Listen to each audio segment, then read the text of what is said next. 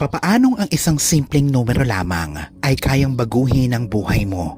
Ang numerology, isang ancient spiritual practice na siyang nagbibigay interpretasyon sa mga malalalim na kahulugan ng mga numero ay naging isang powerful na kasangkapan para sa mga naghahanap ng kabalansehan at tagumpay. Ilan sa mga numerong ito ang natatangi ay ang 888 o ang 38 bilang simbolismo ng swerte at kasaganahan.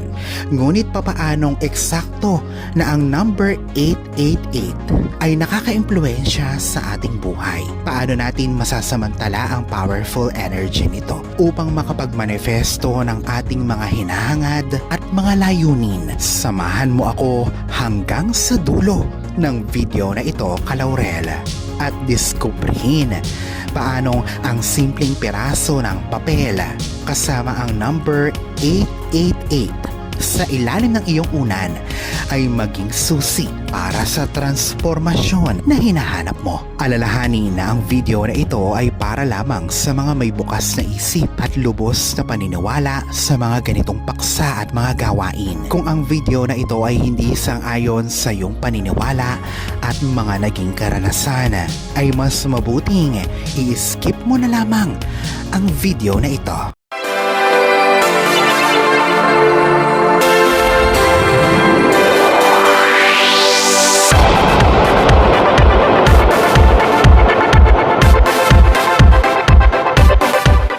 Atin ang sama-samang tuklasin ang kapangyarihan ng numerong 888 at papaanong ito ay kayang maging isang powerful na alay o kakampi sa ating journey o paglalakbay sa self-discovery at tagumpay. Ang numerology ay isang practice na nagmula pa sa mga sinaunang sibilisasyon na siyang nagtatakda ng mga espesipikong kahulugan sa mga numero. Pinaniniwalaan na ang mga ito ay may taglay na vibrations at enerhiya na siyang nakakaimpluwensya sa ating buhay. Ang iba't ibang espiritual at kultural na mga tradisyon sa buong mundo ay may kani-kaniyang interpretasyon ng numerology. Pero in general, ang mga numero ay higit pa sa mga simpleng matematikal na simbolismo. Sila ay tagapaghayag ng mga mensahe mula sa sansinukob. Sa numerology, ang number 888 ay partikular na may importansya.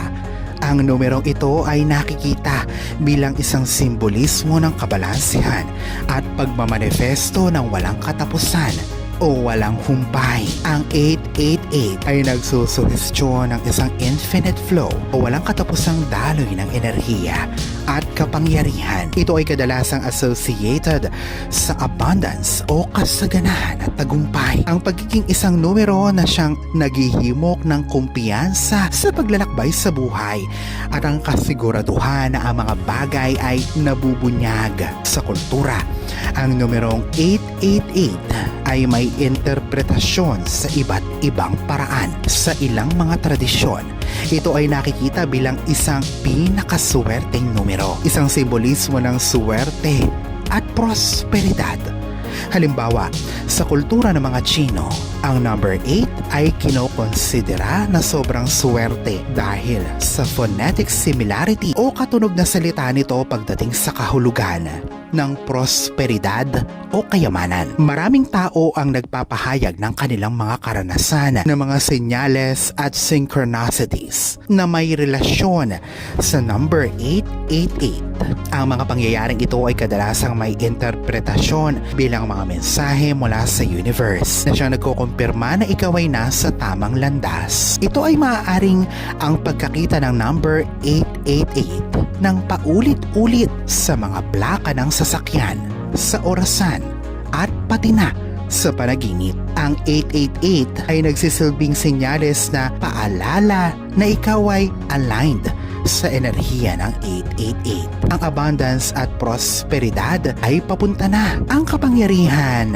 ng paniniwala at intensyon sa manifestasyon ay hindi pwedeng ma-underestimate kung ikaw ay tunay na naniniwala. Maniwala ka sa isang bagay at iset ang iyong intensyon ng malinaw at mag-focus. Ikaw din ay idinidirekta mo ang enerhiya ng sansinukob upang madala ang iyong mga ninanais papunta sa realidad.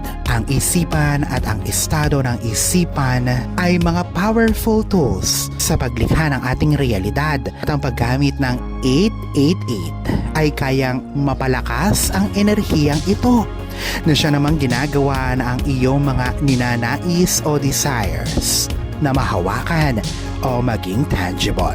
Ang paggamit ng 888 sa numerology ay isang pinakasimple at pinaka-epektibong paraan para ma-harness ang enerhiya ng 888 ay sa pamamagitan ng mga ritual at mga pang-araw-araw na practice. Halimbawa, maaari mo magamit ang 888 sa mga creative visualization kung saan ang mga ninanais mo na mangyari ay ganap ng nangyayari habang ikaw ay kumokonekta sa enerhiya ng numero. Ito ang isang pinaka-powerful at simpleng practice na ituturo ko sa iyo ngayon. Kailangan mo lamang ng papel at panulat. Tayo ay tumungo sa detalyadong mga hakbang kung papaano mo maisasagawa ang ritual na ito. Una, ihanda ang iyong isipan.